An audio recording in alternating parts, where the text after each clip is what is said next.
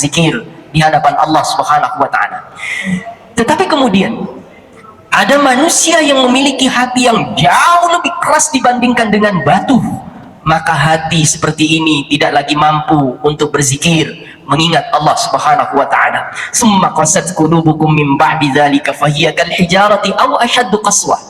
Wa inna minal hijarati lama yatafajjaru minhul anhar. Di balik bongkahan-bongkahan batu itu kadangkala ada air sungai yang mengalir.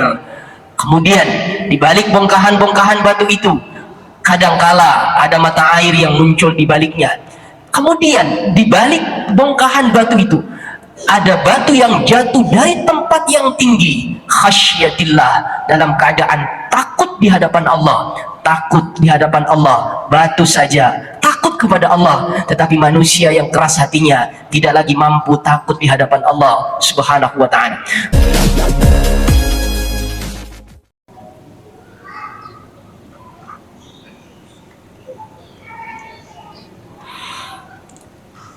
Bismillahirrahmanirrahim. Assalamualaikum warahmatullahi ta'ala wabarakatuh. Alhamdulillahi rabbil alamin, alladhi anzala as-sakinata fi qulubil mu'minin liyazdadu imanan ma'a imanihim.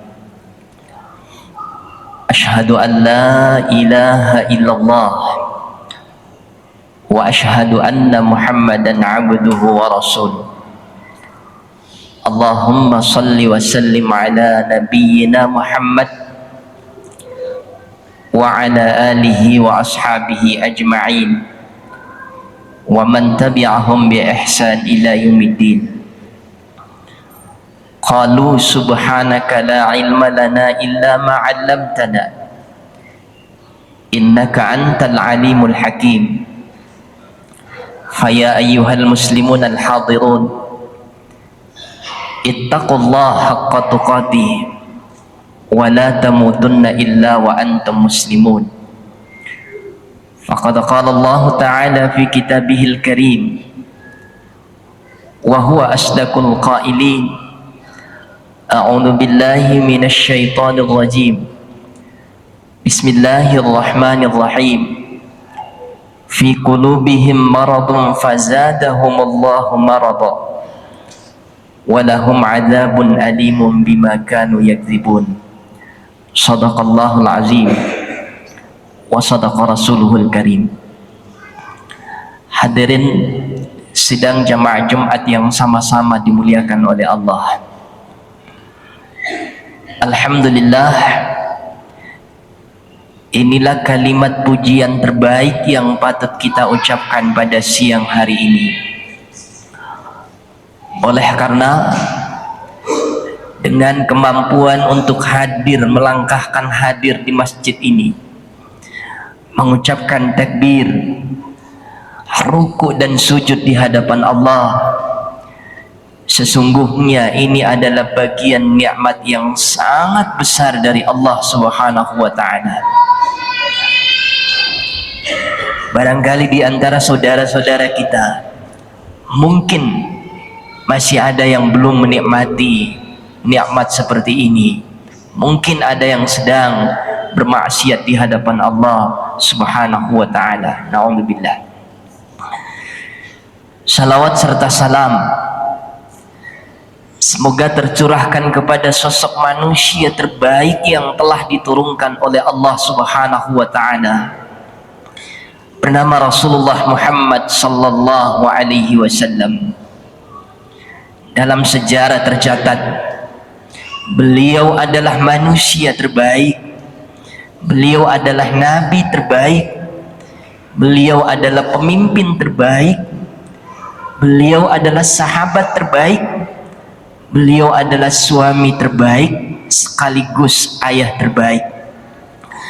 Hadirin yang sama-sama dimuliakan oleh Allah Subhanahu wa ta'ala, momentum Jumat kali ini adalah paruh pertama dari bulan suci Ramadan. Adalah Satu kegiatan yang patut kita dawamkan tidak lain adalah mengevaluasi seluruh aktivitas kita dalam 11 bulan lamanya. Kenapa ini penting jamaah sekalian? Sebab dari proses introspeksi itulah kemudian akan melahirkan satu taubat di hadapan Allah Subhanahu wa ta'ala. Sebab kalau kita kembali dalam hadis Nabi Muhammad sallallahu alaihi wasallam, beliau pernah bersabda, arba'u khisalim minasyaqawah, ada 4 tanda-tanda orang yang celaka di hadapan Allah Subhanahu wa ta'ala. Mudah-mudahan kita semua yang hadir di tempat ini tidak ada yang tergolong dari 4 golongan ini. Pertama, wajumudul ain,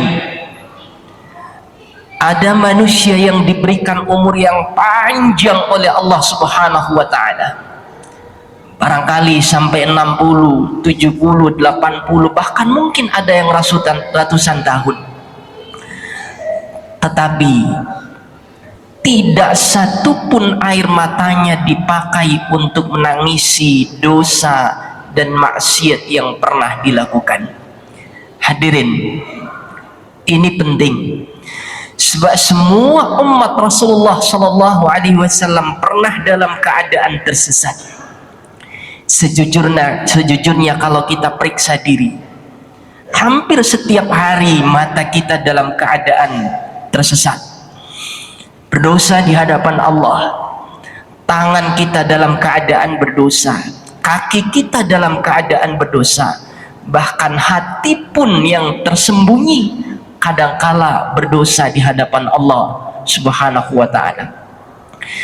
Maka itulah hikmahnya jamaah sekalian. Kenapa kemudian minimal 17 kali dalam satu hari 24 jam kita membaca potongan ayat dalam surah Al-Fatihah, ihdinas siratal mustaqim, duhai Allah, tunjukkan dan antarkan kami ke jalan yang lurus, tidak lain adalah jalan siratal mustaqim. Kenapa jamaah sekalian? Sebab kita faham semua anggota tubuh kita dalam keadaan berdosa di hadapan Allah. Maka kemudian hikmah terbaik dalam keadaan sholat kita minta kepada Allah agar dikembalikan, bahkan diantar ke satu jalan, tidak lain adalah jalan siratal mustaqim. Yang menarik dari potongan diksi ayat ini, Allah pakai kata-kata sirat yang tidak disandingkan dengan huruf ilah. Ihdina siratal mustaqim. Allah tidak katakan ihdina ila siratil mustaqim. Dalam tafsir Al-Misbah oleh Profesor Dr. Quraisy Shihab mengatakan bahwa ketika Allah memakai diksi kata sirat kemudian tidak didahului dengan ila, atau ketika Allah memakai kata hudan setelahnya tidak ada kata ila, ini menunjukkan kita tidak hanya minta ditunjukkan jalan yang lurus, tetapi kita minta kepada Allah agar ditunjukkan kembali ke jalan yang lurus. Bukan hanya ditunjukkan, tetapi diantar langsung oleh Allah, digandeng tangan kita untuk kembali menuju jalan yang lurus, tidak lain adalah jalan siratal mustaqim.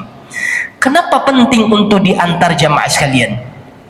Sebab ternyata sirat itu maknanya terambil dari kata-kata yang bermakna tertelan. Kenapa bisa tertelan jamaah sekalian?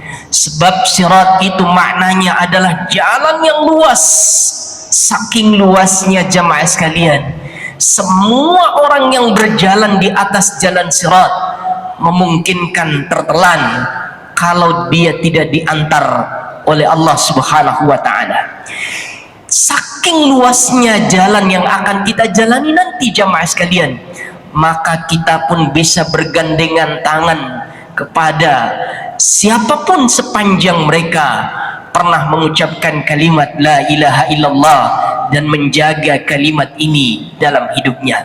Jamaah sekalian, Itulah sebabnya kita minta, ya Allah, antarkan saya untuk kembali jalan yang lurus, jalan Shiratal Mustaqim. Hadirin yang sama-sama dimuliakan oleh Allah. Yang kedua, orang yang celaka adalah orang yang keras hatinya, wa qaswatul qalbi, kesat hatinya.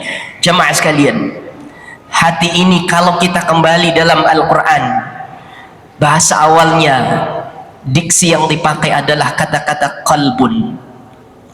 Qalbun itu maknanya terbolak-balik. Kenapa terbolak-balik, jamaah sekalian?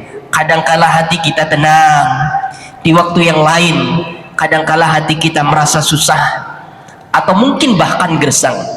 Kenapa, jamaah sekalian?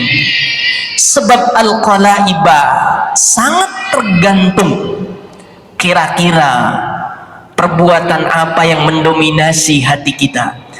Kalau perbuatan baik, perbuatan takwa di hadapan Allah mendominasi hati kita, maka itu akan mengantar kita untuk lebih tenang menjalani sisa-sisa hidup kita di hadapan Allah Subhanahu wa ta'ala. Tetapi kalau perbuatan yang mendominasi hati kita adalah perbuatan syaitan, maka memungkinkan hati kita bisa keras di hadapan Allah.